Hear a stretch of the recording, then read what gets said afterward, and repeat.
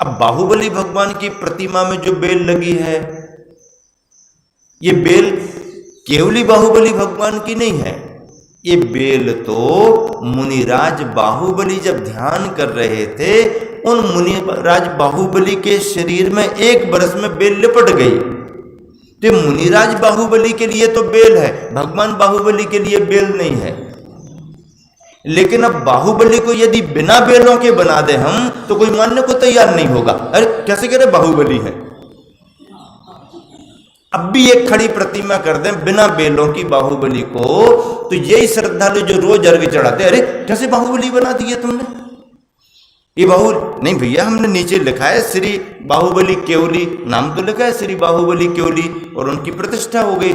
नाम लिखा उससे क्या होता? बेलें तो बनाओ पहले। भैया बेलें तो मुनिराज की अवस्था में थी। नहीं, अब बाहुबली का कोई चिन्ह नहीं है ना, बेलें चिन्ह बन गई बाहुबली की। अपन ने क्या बना दिया? बाहुबली का चिन्ह बेल बना दिया। अब मतलब बेल बना दो और नीचे बाहुबली केवली ना भी लिखो, तो अंधा आदमी भी छू करके कह देगा जी बाहुबली है। बाहुबली अंधा भी कह देगा, क्योंकि उसको बेलें दिख गई। अब पारसनाथ भगवान की मूर्ति में फना लगा है, तो फना मुनिराज पारसनाथ के लिए उपसर्ग का था या अरहंत भगवान पारसनाथ का फना था? बताओ जल्दी बोलो बोलो। मुनिराज पारसनाथ। अब जब मुनिराज पारसनाथ पर फना आया है, तो फिर अरहंत भगवान पारसनाथ बनने पर फना की क्या जरूरत है? क्या जरूरत? अब आज तो स्थिति ये हो गई कि पारसनाथ भगवान के केवल ज्ञान पर तो उपसर्ग दूर हो गया था, फना का कोई काम नहीं, धरणंद नहीं, कोई नहीं, कुछ नहीं। बीतरागी मुनिराज अरहंत परमात्मा बन गए, तो वो तो बन गए, निर्वाण भी हो गया।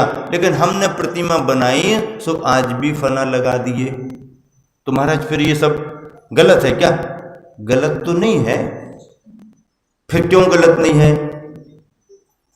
आचार्यों ने ये समाधान दिया है, ये स्थापना की प्रतिमाएं हैं, प्रतिष्ठा की प्रतिमाएं हैं। यदि बीतरागता बाधित नहीं होती, तो बीतरागता बाधित ना होने के कारण दिगंबरत्व बाधित नहीं हो रहा है, तो यदि शिल्प में, प्रतिमा में कुछ उनकी कथा के आधार पर जुड़ जाए, तो वो क्षम्य है।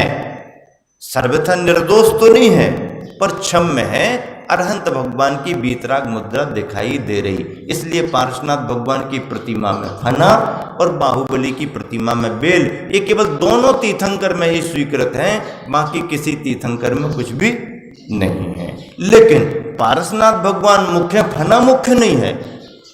एक सज्जन बोले हमको, महाराज जी 1 घंटा तक हमने भगवान का परिमार्जन किया। तो हमने कहा पूरी प्रतिमा का किया? बोले नहीं, फना में ही इतना मन लग गया कि फना का ही परिमार्जन करते रहे। अब बताओ, फना का ही परिमार्जन करते रहे 1 घंटे तक, तो भगवान का कब करोगे? फिर भगवान का कैसे करोगे? महाराज जी क्या गजब की बात करें, प्रतिमा को देखते बिल्कुल ऐसा आनंद आ गया। क्या देखा, कैसा आनंद आया? इतनी सुंदर फनावली बनी है, इतनी गजब की फनावली बनी है, एकदम फनावली देखते ही साथ आनंद आ गया। तो फनावली का आनंद ले रहे हो कि भगवान का आनंद ले रहे हो? किसका आनंद ले रहे बोलो? अब फनावली का आनंद ले रहे तो फिर पार्श्वनाथ बनना है तो पार्श्वनाथ पर ध्यान दो, और पार्श्वनाथ का चिन्ह बनना है तो पार्श्वनाथ के चिन्ह पर ध्यान दो। क्या बनना है? क्या बनना? समझ में आ रहा नहीं आ रहा? पार्श्वनाथ बनना है तो पार्श्वनाथ पर ध्यान दो, और पार्श्वनाथ का चिन्ह बनना है तो पार्श्वनाथ के चिन्ह पर ध्यान दो। बनना क्या है पहले ये तय तो करो, क्या बनना है तय तो करो भैया। पार्श्वनाथ बनना है तो पार्श्वनाथ पर ध्यान दो, और पार्श्वनाथ का चिन्ह बनना है, पार्श्वनाथ के चिन्ह पर ध्यान दो। अपन को कोई किसी से आपत्ति थोड़ी है, जो जिसको बनना स्वतंत्र है, उसमें क्या है? ये तो लोकतंत्र है, अपनी अपनी मर्जी है, अपना अपना सिद्धांत है, जिसको जो बनना बनो।